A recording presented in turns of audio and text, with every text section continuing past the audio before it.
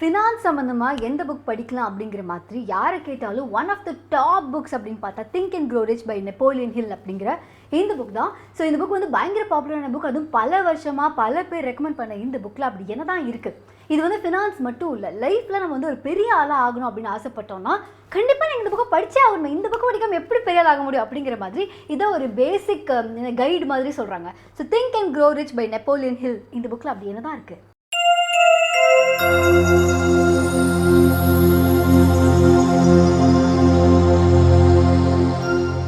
First of all என்னன்னா எல்லாருக்குமே வந்து பயங்கரமாக ஒரு பெரிய ஆளாக வரணும், செம்மையாக சாதிக்கணும், நிறைய சம்பாதிக்கணும் இப்படிங்கிற ஆசையெல்லாம் இருக்கும்.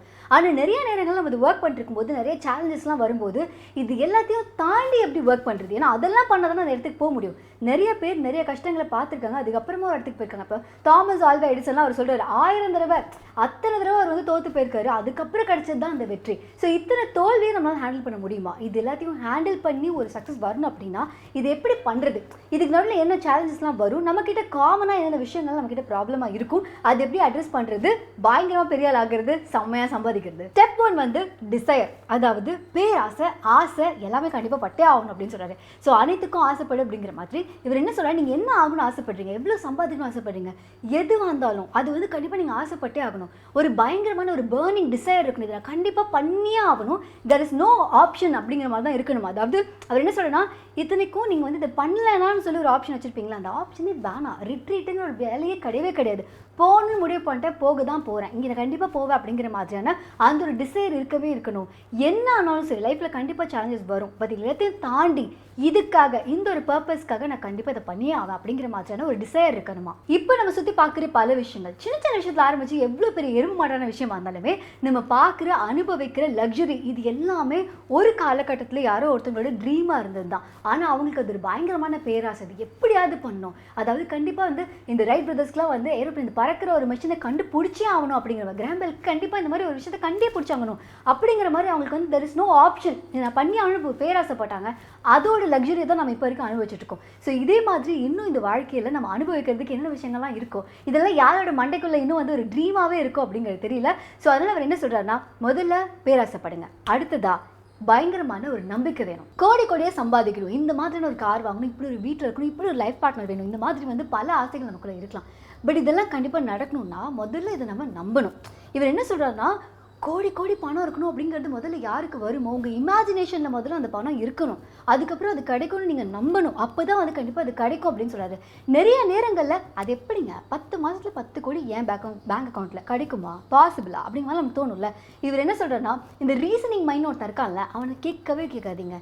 எல்லாமே இந்த உலகத்தில் இருக்குது, அது உங்ககிட்ட வரணும், அதை நீங்கள் அக்வயர் பண்ணணும். இதுக்கு வந்து ஒரு குட்டி கேப்பு தான் இருக்குது, அந்த கேப்பை எப்படி நம்ம வந்து பிரிட்ஜ் பண்ணுறோங்கிறது தான் விஷயம். ஸோ ஒரு பயங்கரமான ஆசை அதோட வந்து ஒரு பயங்கரமான நம்பிக்கை சேரும்போது நீங்கள் லைஃப்பில் என்ன ஆசைப்படுறீங்களோ அது கண்டிப்பாக கிடைக்குமா. அது எப்படி நடக்கும், எப்படி அந்த நம்பிக்கை வருது, அதாவது ஒரு விஷயத்தை நம்ம ஃபர்ஸ்ட் டைம் பண்ணும்போது பயமாக தான் இருக்குது, ஏதோ ஒரு தப்பே பண்ணுறோமே, ஃபர்ஸ்ட் டைம் பண்ணும்போது இப்படிரா இதை பண்ண முடியும் அப்படிங்கிற மாதிரி நமக்கு இருக்கும். அதுக்கப்புறம் வந்து லைட்டாக அது வலி கம்மியாகும், செகண்ட் டைம் பண்ணும்போது, தேர்ட் டைம் ஃபோர்த் டைம் பண்ணும்போது நம்மள ப்ரோ ஆகிடும், அதுக்கப்புறம் இது தப்பாகவே நமக்கு தோணாது. இதே மாதிரி தான் ஒரு விஷயத்தை நீங்கள் மறுபடியும் உங்கள் சப்கான்ஷியஸ் மைண்டுக்கு சொல்லணும். அதுக்கு பேர் தான் ஆட்டோ சஜஷனா. அதான் ஸ்டெப் 3. ஒரு விஷயத்துக்கு நீங்கள் ஆசைப்பட்டீங்க, அது கண்டிப்பாக நடக்கணும், நீங்கள் வந்து ஒரு நம்பிக்கையும் வச்சுட்டீங்க, ஓகேவா. ஆனால் அதில் வந்து உங்களுக்கு பயங்கரமாக உங்கள் சப்கான்ஷியஸ் மைண்டுக்கு எப்படின்னா, நீங்கள் எந்தளவுக்கு அது நம்புறீங்களோ, எந்தளவுக்கு அது நடக்கும்னு நினைக்கிறீங்களோ அதை வச்சு தான் அது நடக்கிறதுக்கான வாய்ப்புகளையும் சப்கான்ஷியஸ் மைண்ட் வந்து ஏற்படுத்தி கொடுக்குமா. ஸோ 3வது அவர் என்ன சொல்கிறாருன்னா, ஆட்டோ சஜஷன் தான் வந்து ரொம்ப முக்கியமான விஷயம். அதாவது எடுத்தோன்னே எப்படி நம்ப முடியும், நம்புறதுங்கிறது ரொம்ப கஷ்டமான விஷயம் இல்லை. ஸோ அதனால தான் இந்த வந்து ஆட்டோ சஜஷன் என்ன சொல்கிறாங்கன்னா, இது எனக்கு நடக்கும் நடக்கும் நடக்கும் நடக்கும் வாயத்தோன்னு சொல்லுங்க, பரவாயில்ல, பக்கத்தில் வந்து பார்க்குறதுக்கு பைத்தியம் மாதிரி இருக்கலாம், பட் எண்ட் ஆஃப் தி டே அது நீங்கள் உங்களுக்கு சொல்ல சொல்ல சொல்ல சொல்ல கண்டிப்பாக அது மைண்ட் வந்து அது கொஞ்ச நாளுக்கு அப்புறம் சென்டென்ஸாக இருக்காது, அது வந்து ஒரு ஃபெய்த்தாக மாறும் அப்படின்னு சொல்கிறாரு. இதுக்கு எக்ஸாம்பிளாக அவர் வந்து ஜிம் கேரியோட ஸ்டோரி சொல்கிறார், மாஸ்க்லாம் வந்துடல அவர். அதாவது அவர் என்ன பண்ணாரோ, அவருக்கு பெரிய வாய்ப்புகள்லாம் அமையறதுக்கு முன்னாடி இனிஷியல் ஸ்டேஜஸில் குட்டி குட்டி விஷயங்கள்லாம் அவர் பண்ணிட்டு இருக்கும்போது ஒரு பிளாங்க் செக் எடுத்து அதில் வந்து பல கோடி ரூபாய் அப்படி எழுதி வச்சுட்டாரு. இவ்வளோ கோடி ரூபாய் என்னோட ஆக்டிங் சர்வீசஸ்க்காக இந்த டேட்டில் எனக்கு கிடைக்கும் அப்படிங்கிற மாதிரி ஒரு பிளாங்க் செக்கில் வந்து அவரே ஃபில் பண்ணிட்டார், இவரோட பேரை போட்டு, ஓகேவா. அண்ட் இதை வந்து டெய்லியும் அவர் பார்க்குற இடத்துல வச்சிருக்காரு. ஸோ இதை பார்க்க பார்க்க பார்க்க பார்க்க இது கிடைக்கும் கிடைக்கும் கிடைக்கும், அதுக்கு என்ன பண்ணுன்னு சொல்லி இது ஒரு ப்ராசஸாக மாதிரி இதான் சப்கான்ஷியஸ் மைண்டுக்கிட்ட இது நடக்க போகுதுன்னு சொல்ல அதுக்கு என்ன பண்ணுமோ தானே நம்ம அதுக்கான ஸ்டெப்ஸும் எடுத்து வைக்க ஆரம்பிச்சிருவோமா. ஸோ இந்த மாதிரி பண்ணி அவர் நினச்சதை விட அதிகமான அமௌண்ட்டே அந்த டேட்டில் அவர் கிடைச்சாருமே. அந்த டேட் வரும்போது ஆல்ரெடி அவர் பேங்க் அக்கௌண்ட்டில் அவர் ஆசைப்பட்டதை விட அதிகமாகவே காசு இருந்துதான். ஸோ உங்களோட ஆசை எவ்வளோ பெரிய பேராசையாக இருந்தாலும் பரவாயில்ல, அவ்வளோ பெரிய ஆசையை முதல்ல வந்து ஒரு பேப்பரில் எழுதுங்க. நீங்கள் பார்க்குற இடத்துல அது இருக்கணும். அதாவது அந்த ஆசை வந்து ஃபஸ்ட் நிறைவேற போகிறதுக்கான ஃபஸ்ட்டு ஸ்டெப்பே அது ரிட்டன் ஃபார்மில் இடத்துல இருக்கிறது தான். அதாவது நீங்கள் வந்து சொல்கிறது ஒரு பெரிய பிஸ்னஸ் மேன் ஆகணும் அப்படின்னா நீங்கள் பிஸ்னஸ் மேன் தான், இவ்வளோ பெரிய பிஸ்னஸ் மேன் இந்த பர்சன் அப்படிங்கிற மாதிரி நீங்கள் எழுதி வச்சிட்டிங்கன்னா நீங்கள் உங்களோட பிஸ்னஸ் மேனோட வேர்ஷனை முதல்ல பார்க்க ஆரம்பிச்சிட்டிங்கன்னா அந்த வேர்ஷனை அட்டைன் பண்ணுறது ரொம்ப சுலபம் அப்படின்னு சொல்கிறாரு. ஹென்ரி ஃபோர்ட் கிட்ட ஒரு இன்டர்வியூவில் யாரோ கேட்கும்போது வந்து நிறைய விஷயங்கள் ஜென்ரல் நாலேஜ் பற்றிலாம் கேட்டாங்களாம். இப்போ ஆலியா பட்ட ஒரு சில விஷயங்கள்லாம் கேட்கும்போது அவர் தெரியல அப்படிங்கும்போது எல்லாம் அப்படின்னு சொல்லிச்சாங்கல்ல, அந்த மாதிரி அவரும் பல கேள்விகளுக்கு பதில் சொல்லலையாம். இது தெரியாது அது தெரியாது அப்படின்னு தான் சொன்னாராம்.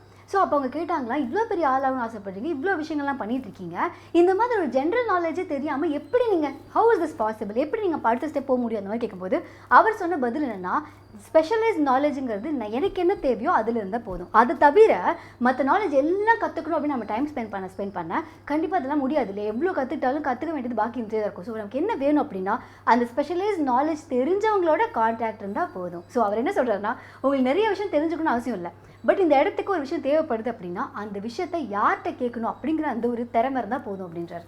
இன்னொன்று சொல்கிறாங்க, எனக்கு நிறைய கற்றுக்கணும், நிறைய பேர் நாலேஜை வந்து டெவலப் பண்ணிக்கிறாங்க, பட் எந்த ஒரு நாலேஜுமே காசு கொடுக்காது. அந்த நாலேஜ் மூலமாக நம்ம என்ன பண்ணுறோம் அப்படிங்கிறதுக்காக தான். நிறைய நேரங்களில் கம்பெனியில் பார்த்தா இவ்வளோ படிச்சிருக்கேன், இதுக்காக எனக்கு வேலை வேணும், இதுக்காக இவ்வளோ காசு வேணும், இந்த படித்ததை வச்சு நம்ம என்ன பண்ணுறோங்கிறதுக்கு தான் அவங்க காசு தருவாங்க தவிர படித்ததுக்கெல்லாம் காசு தர முடியாது. அடுத்த ஒரு முக்கியமான விஷயம் இமேஜினேஷன். அதாவது எல்லாருமே ஒரு கிளாஸ் ரூமில் ஒரு 50 பேர் இருக்கும், 50 பேரும் அதே சப்ஜெக்ட் தான் படிக்கிறோம். ஒரே விஷயத்தை ஒரே சென்டென்ஸே படித்தா கூட அது படிச்சுட்டு அதில் நம்ம எடுத்துக்கிற விஷயமோ இல்லை அதை பற்றி யோசிக்கிற விஷயமோ ஒவ்வொருத்தவங்களுக்கும் வேறுபடும். ஸோ இவர் என்ன சொல்கிறாருன்னா, நீங்கள் ஒரு பெரிய ஆளாக ஆசைப்படணும், இல்லை பெரிய ஆளாக ஆகணும் அப்படின்னு நினச்சிட்டிங்கன்னா உங்களோட இமேஜினேஷன் பயங்கரமாக இருக்கணும் அப்படின்னு சொல்லிட்டு. இமேஜினேஷனுக்கு இவர் என்ன சொல்கிறா, பல லெவல்ஸ் ஆஃப் கான்ஷியஸ்னஸ்லாம் இருக்குது. ஒரு ஹையர் பிளேனில் இருக்கும்போது தான் அந்த கான்ஷியஸ்னஸ் இன்னும் பெட்டராக இருக்கும் அப்படின்னு சொல்கிறாரு. ஸோ இன்னொன்று இவர் சொல்கிறாரு, சின்ன வயசுல நிறைய இமேஜினேஷன்லாம் வருமா, நம்ம மைண்ட் வந்து அதை தானாகவே வந்து நம்ம கொடுத்துக்கிட்டே இருப்பானே, இது பண்ணிப்பாரு அது பண்ணிப்பாருன்னு சொல்லிட்டே இருப்பானா. ஆனால் நம்ம என்ன பண்ணுவோம், கொஞ்சம் லேசியாக இருக்கிறதுனால நிறைய விஷயங்களை பண்ண மாட்டோமா. இப்போ எப்படி இருக்கு, நீங்கள் ஒருத்தங்கிட்ட ஒரு வேலை சொல்கிறீங்க, இதை பண்ணுப்பா அதை பண்ணுப்பான்னு சொல்கிறீங்க, அவன் பண்ண தான் நீங்கள் அடுத்த வேலை கொடுப்பீங்க. எந்த வேலையுமே அவன் பண்ண மாட்டானா, எப்படி அடுத்த வேலை கொடுப்போம். இதே மாதிரி தான் மூளையும் நினைக்குமா, நிறைய ஐடியாஸ் கொடுத்து இவன் என்ன சொன்னாலும் எப்படி எதுவும் பண்ண போகிறது இல்லை, யோசிச்சுட்டு விட போகிறான் அப்படிங்கிறதுனால அதை கொடுக்கணும் தெரியுமா. ஸோ நிறைய நேரங்களில் அந்த ஐடியா தோன்றதே ஒரு பெரிய விஷயம், அந்த ஐடியாவை அடுத்து எப்படி நீங்கள் ஆக்ஷனாக கொண்டு போகிறீங்கிறது அதை விட இம்பார்ட்டன்ட். இதுலேயே இவர் என்ன இம்பார்ட்டண்ட்டாக சொல்கிறாருன்னா, நிறைய ஐடியாஸ் எந்த அளவுக்கு இம்பார்ட்டன்ட் அப்படின்னா, பல பேர் இப்போ நம்ம யூஸ் பண்ணிருக்க பல விஷயங்களை வந்து ஒரு காலத்தில் ஐடியாவாக வச்சுருந்தாங்க, அது வந்து வெளில வந்து குட்டி போட்டு அது வந்து ஒரு திங்காக மாறினதுக்கப்புறம் நம்ம அதை யூஸ் பண்ணுறோம். இன்னும் எத்தனையோ விஷயங்கள் நம்ம அனுபவிக்கக்கூடிய விஷயங்கள்லாம் யார் யார் மண்டைக்குள்ளே இருக்கோ, எதெல்லாம் நம்ம வந்து தடுக்க முடியுமோ இவங்களோட ஐடியாஸ்னால அப்படிங்கிறது தெரியல. இவர் இன்னும் என்ன சொல்கிறாருன்னா, ஐடியாஸ் எல்லாமே பயங்கர இன்டான்ஜிபிளான ஒரு விஷயம், அதாவது நம்மளை விட அது பெருசு, பயங்கரமாக பெருசு, நம்மளையும் தாண்டி நம்ம மைண்டுக்குள்ளே இருக்க அந்த குட்டி தாட்டாக இருக்கிற அந்த ஒரு ஐடியா நம்மளோட டிசைர்னாலையும் நம்மளோட ஆக்ஷன்ஸ்னாலையும் ஒரு பெரிய விஷயமா மாறும். நாளைக்கு நம்மளே இல்லைனாலும் அந்த ஐடியா ஒரு பயங்கரமான ப்ராடக்டாக மாறியோ இல்லை ஒரு சர்வீஸாக மாறியோ பல வருஷங்களுக்கு, பல 100 வருஷங்களுக்கு அது வாழுமா. ஆசைப்பட்டாச்சு, அது மேலே பயங்கரமாக நம்பிக்கையும் இருக்குது. எனக்கு தானே சொல்லிக்கிட்டேன், நான் பெரிய ஆளாக ஒர்க் பண்ணலாம் சொல்லிட்டேன், அதுக்கான எல்லா விஷயங்களும் ஏற்படுத்தாச்சு, எல்லா ஸ்டெப்பையும் நான் ஃபாலோ பண்ணிட்டேன். பட் அடுத்தது இன்னொரு முக்கியமான விஷயமா என்ன சொல்கிறேன்னா, மாஸ்டர் மைண்ட் ஒரு குரூப் வச்சுக்கோங்க அப்படின்னு சொல்கிறார். அதாவது உங்களை சுற்றி உங்களுக்கு தேவைப்படக்கூடிய நபர்கள், இவங்களை வந்து ப்ரொஃபஷனலாக நம்ம வந்து பயன்படுத்திக்கிறதுக்காக தான், லிட்ரலி பயன்படுத்திக்கிறதுக்காக தான். இவர் என்ன சொல்கிறேன்னா, முன்னாடி சொன்னதில்ல, எல்லாருக்கிட்டையும் எல்லாமே வந்து தெரிஞ்சுக்கணும், எல்லாருக்குமே வந்து எல்லாமே தெரிஞ்சுக்கணும் கிடையாது. பட் ஒரு சில பேருக்கு ஒரு ஸ்பெஷலைஸ் நாலேஜ் இருக்கும் அண்ட் அவங்க அந்த ஃபீல்டில் பெரிய ஆளாகும்னு நினைப்பாங்க. ஃபார் எக்ஸாம்பிள், நீங்கள் ஒரு டேரக்டர் ஆகணும்னு ஆசைப்பட்டீங்கன்னா உங்களுக்கு ஒரு நல்ல கேமராமேன், நல்ல ஒரு எடிட்டர், அந்த மாதிரி ஒரு ஃபுல் டீம் இருக்குல்ல, இதில் பெரிய ஆளாக ஆகணும்னு ஆசைப்படுறவங்க எல்லாரும் ஒன்று சேரும்போது இது எப்படி ஒரு ப்ராடக்டாக இருக்கும். இதே மாதிரி தான் ஒரு பிஸ்னஸ்க்கும் சொல்கிறது. இந்த மாஸ்டர் மைண்ட் குரூப் அப்படிங்கிறது ரொம்ப முக்கியம். நீங்கள் எவ்வளோ பெரிய ஆட்கள் எடுத்துக்கிட்டிங்கனாலுமே அவங்களோட க்ளோஸ் ஃப்ரெண்ட்ஸ் ஆகவோ இல்லை வந்து அவங்களோட அலையன்ஸாவோ கண்டிப்பாக நிறைய இந்த மாதிரியான மாஸ்டர் மைண்ட் கூடிய மக்கள் இருப்பாங்க அப்படின்னு சொல்கிறாங்க. இன்னொன்று, இந்த டீமோடு நீங்கள் எவ்வளோ ஹார்மோனியஸாக ஒர்க் பண்ணுறீங்களோ, எவ்வளோக்கு எவ்வளோ நீங்கள் இந்த டீமுக்கு கான்ட்ரிபியூட் பண்ணுறீங்களோ, அவ்வளோக்கு அவ்வளோ நீங்கள் என்ன ஆகணும்னு ஆசைப்படுறீங்களோ இது எல்லோரும் சேர்ந்து ஆகலாம் அப்படின்னு சொல்கிறார். இது எல்லா திறமைகளும் இருந்தாலும் கடைசியாக ஒரே ஒரு திறமை இல்லைனா இது எல்லாமே வேஸ்ட்டாக போகலாம் அப்படின்னு சொல்கிறார். அது என்ன அப்படின்னா டெசிஷன் மேக்கிங். அதாவது நீங்கள் என்ன எடுக்கணும், அதாவது சின்ன சின்ன டெசிஷன்லேருந்து பெரிய பெரிய டெசிஷன்ஸ் வரைக்கும் நமக்கு வந்து எவ்வளோ கரெக்டாக எடுக்கிறோங்கிறது முக்கியம், எவ்வளோ சீக்கிரம் எடுக்கிறோங்கிறது ரொம்ப ரொம்ப முக்கியம். ஸோ டெசிஷன் மேக்கிங்கிறது ரொம்ப இம்பார்ட்டண்ட்டாக. இது சின்ன வயசுலேயே நமக்கு வந்து இது இல்லாதது வந்து ஒரு குறைய அமையலாம் அப்படின்னு சொல்கிறாங்க. அதாவது ஸ்கூல் முடிக்கிறோம், காலேஜ் முடிக்கிறோம், ஸ்கூல் முடிச்சோடனே ஏதாவது குரூப்பு, இந்த குரூப் போயிடலாம், காலேஜ் வந்து ஜாயின் பண்ணோன்னா இதில் மார்க் எடுத்திருக்கேன், இதுக்கு என்ன குரூப், அந்த மாதிரிலாம் எதுவுமே இருக்கக்கூடாது.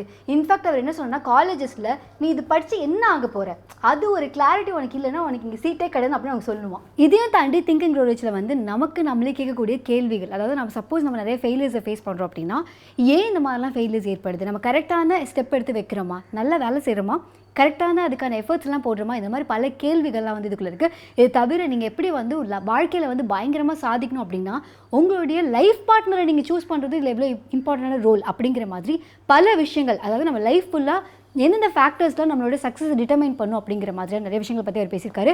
ஸோ இந்த புக்கு உங்களுக்கு வேணும் அப்படின்னா கீழே ஒரு லிங்க் இருக்குது, அதில் கிளிக் பண்ணி இந்த புக்கு நீங்கள் வாங்கிக்கலாம். இந்த வீடியோ உங்களுக்கு பிடிச்சிருந்தா லைக் பண்ணுங்கள், கமெண்ட் பண்ணுங்கள், ஷேர் பண்ணுங்கள். மறக்காமல் த புக் ஷோக்கு சப்ஸ்கிரைப் பண்ணுங்கள். ஆர்ஜே அனந்தி ஆகிய என்ன ஃபேஸ்புக், இன்ஸ்டாகிராம், ட்விட்டர் இந்த மாதிரி இடத்துலலாம் வந்து அடுத்து இந்த புக்லாம் பண்ணலாம், இந்த புக்லாம் எப்படி இருந்தது அப்படிங்கிற விஷயங்கள் நீங்கள் ஷேர் பண்ணலாம்.